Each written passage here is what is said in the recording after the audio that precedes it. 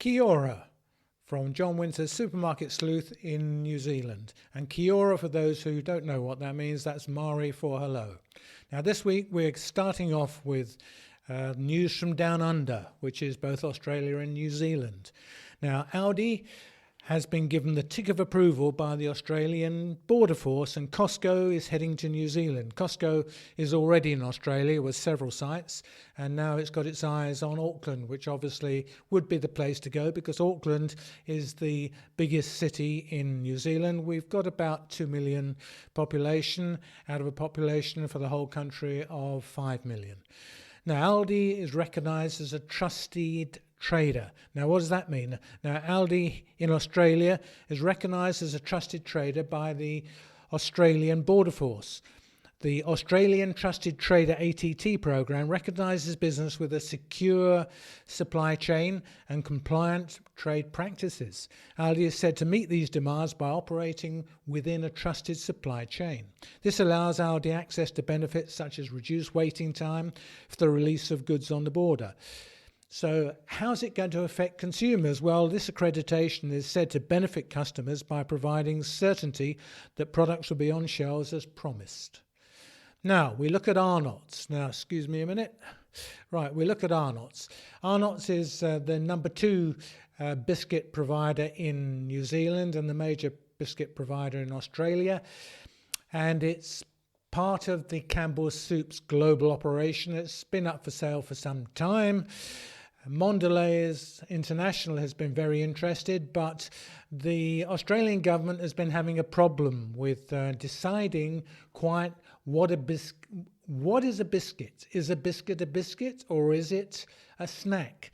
And maybe this is why Mondelez International has pulled out, because I'm guessing that probably the government is going to decide that it's a biscuit, in which case, if it does, they were not happy at Mondelez having any chance of buying it. But we'll wait and see. So it says it's no longer interested and it's pulled out.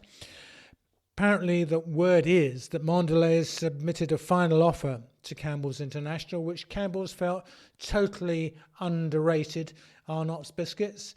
And so that's what's being said. Whether that's right or not, we don't know. But anyway, so Arnott's has pulled out. And Campbell's says that there are several other interested parties. One of them, and I'm guessing here, but I'm guessing that the party who will eventually pick it up will probably be a private equity company. And those are not really good for business because all they're looking at is to cut costs, make more money out of it for a few years and then sell it on to somebody else. And that really isn't what I think is a particularly good situation for any company, but we'll wait and see. Time will tell. Now, Costco. As I say, Costco has several sites in Australia and has its eye on Auckland. It's looking at a site in West Auckland. Now, this is an interesting one, Costco, because Costco sells everything. It's a bulk merchandiser as far as grocery items are concerned, and it sells a number of other things as well, from tyres to coffins, strangely enough. And they're looking at West Auckland. It will certainly affect the supermarkets in West Auckland, which obviously is where they're going to be, and also North Shore. People on North Shore in Auckland can get across to West Auckland without crossing the harbour bridge, so it's probably going to be of interest to them too. But aside of that, I can't see South Auckland or East Auckland going for it as a grocery destination, and particularly these days because, quite honestly, people don't need to buy in bulk like they used to. Once upon a time they had big fridges, big freezers and big cupboards, but these days smaller houses, smaller fridge freezers, smaller cupboards, and so bulk buying really is not something they're into. So I just don't think the bulk buying aspect of the grocery part of Costco is going to work, except of course for people in the nearby area and who've got space to accommodate these bulk purchases. So both Foodstuffs and Countdown are the 2 major supermarket companies in New Zealand have poo-pooed the idea and said, oh no, we can't see that having an effect on us. Well, they're bound to say that, but let's wait and see what transpires. It'll be a while before anything happens because they're at the moment going through the resource consent process, and in this country, resource consents can take a long, long time. So my bet, I thought 2021, but I'm looking more at 2022 now before that actually gets up and running. And Costco has also said it's looking at the area between Auckland and Wellington, which is Waikato. They're looking at that area, so just south of Auckland, and another site possibly in Wellington itself. So 3 sites. I can't see them going to South Island because South Island has a much smaller population than the North Island, and I just don't think that will work for them. Also, the strip of water between the North Island and South Island is very expensive to move products and people across, so I can't see that happening. That's the Cook Strait. Now, containers. People for a while, part of this whole business of complaints about plastic. Plastic is banned in New Zealand for bags. That's bags to put your groceries in from the 1st of July, and so therefore no more bags in our supermarkets. And also people have been looking at other areas, so looking at what about the bags that the fruit and veg are put in, what about the plastic bags that the bakery has put in and the deli. So these are things that have cropped up. Now, both supermarket groups have been looking at containers.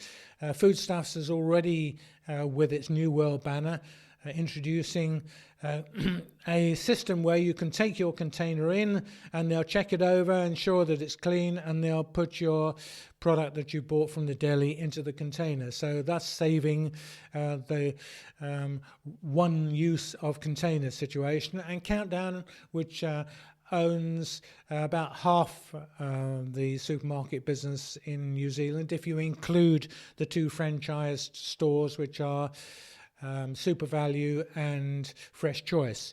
Now, Countdown will accept bring your own containers, BYO containers, for food sold over the counter in Christchurch, Amberley, which is in the South Island, Rangiora and Rollston stores, so South Island stores there, as well as Mount Eden and Mount Roskill.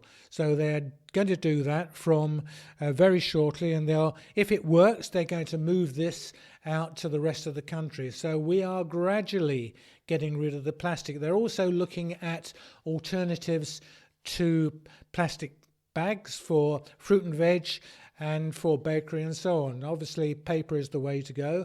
So they're looking at this to see what they can do to bring in something instead of what we have at the moment. So that's a good thing. That's a good move, and we're gradually getting rid of this plastic, but it's a long process. And hopefully other stores, other retailers will be doing the same thing as the supermarkets, because we obviously visit supermarkets more often than we visit other retailers who give us the product in plastic bags, whether it's clothing or wherever it is. And so time will tell, but hopefully we'll eventually see the back of it completely. But it's going to take a little time. Now, still in Australia, still down under, Coles. Coles is the number 2 supermarket group in Australia. Woolworths is the biggest, and Woolworths and Coles have the biggest chunk of the supermarket industry in Australia. Well, Coles is looking at revamping its stores. It's going to make changes to gain ground on the rival Woolworths. It will revamp 100 of its supermarkets over the next 6 months, mainly aimed at offering more ready-to-eat food. And ready-to-eat food is the growth area now in certainly Australasia, which is Australia and New Zealand. Coles says it will introduce around 75 new such products, including 9 breakfast lines. Coles sees the convenience market as being an opportunity to grow another $1 billion in sales over the next 5 years. The group has made a move into the bulk products sector, introducing 25 initial products on the shelves in such formats, because obviously bulk products, Costco is obviously winning in Australia. Australia is probably a better country for bulk buying, because there are a lot of people who live quite a distance out from towns, and so Coles is looking at this situation and deciding that it's going to get on the bandwagon. The products which will be available at supermarkets across Australia in bulk buying will be baking products, dinner staples and condiments. Now, Kroger and Walgreens to trial Loop initiative. Now, this is in the United States. Kroger and Walgreens are set to become the first retailer in the United States to trial the Loop reusable packaging initiative that's rolled out at Carrefour earlier this month. Now, this Loop situation is where, again, reusable plastic. Loop has been developed by waste management firm TerraCycle, including launching in the US in May in New York, New Jersey, Pennsylvania, Maryland, and the District of Columbia.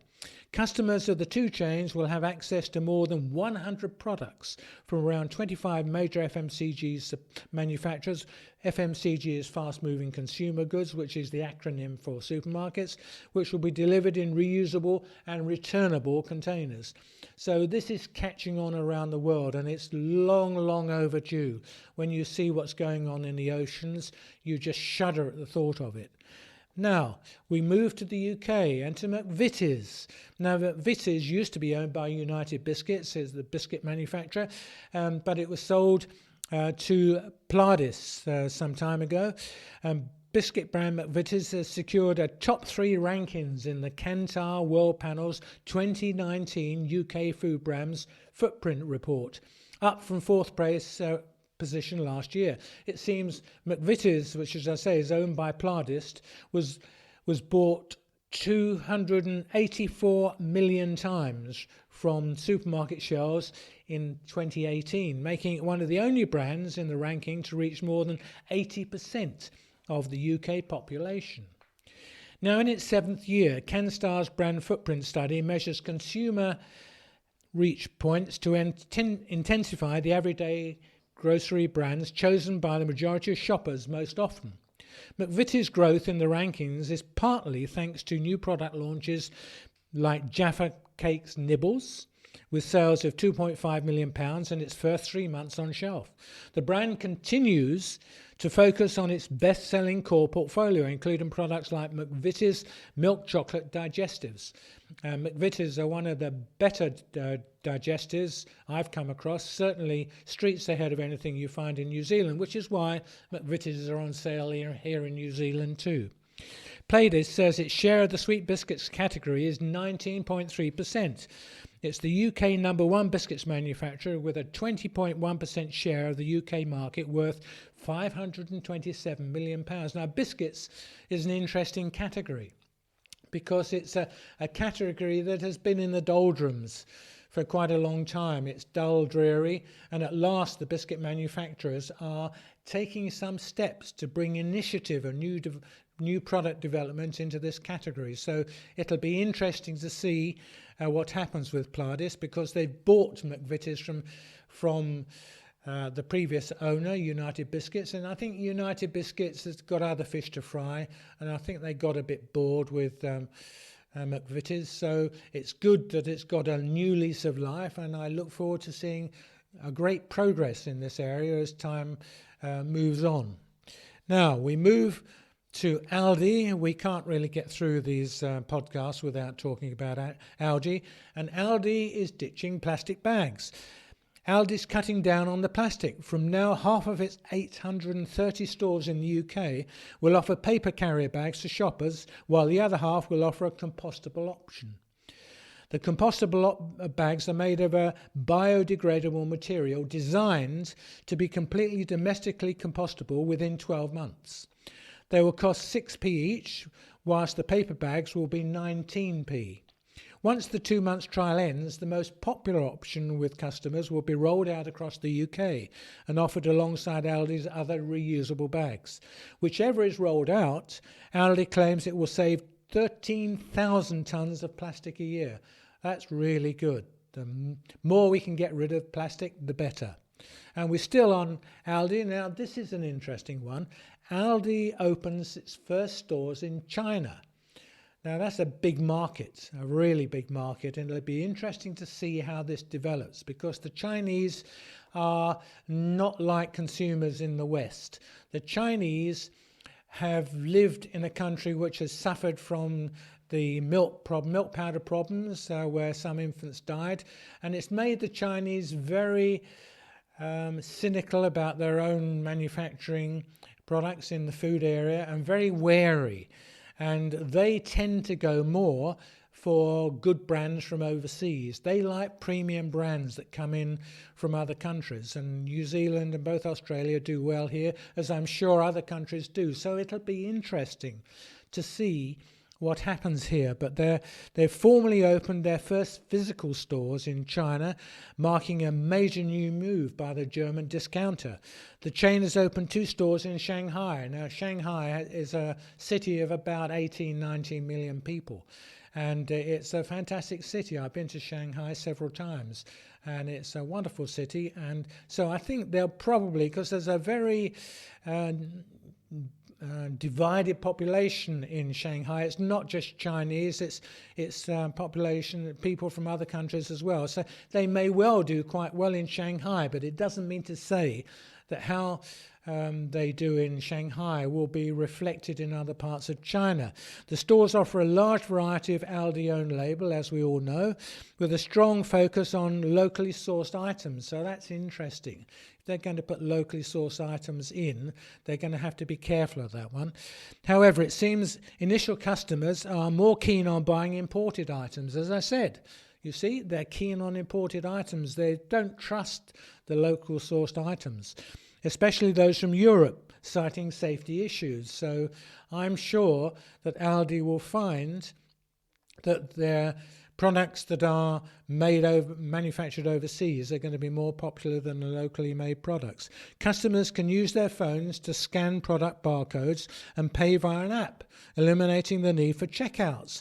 Interestingly enough, the stores also offer home delivery within a 3-kilometre radius. Now, that might not sound very large, but then the way that they live in China, in Shanghai, there are a huge number of apartment buildings, so they'll probably still cover a lot of people by doing that in Shanghai. And that brings me to the end of this week's podcast, and I look forward to catching up with you next week. You'll find me on YouTube as well as Spotify, and you'll find me on iTunes. So I look forward to catching up with you next week. Cheers for now.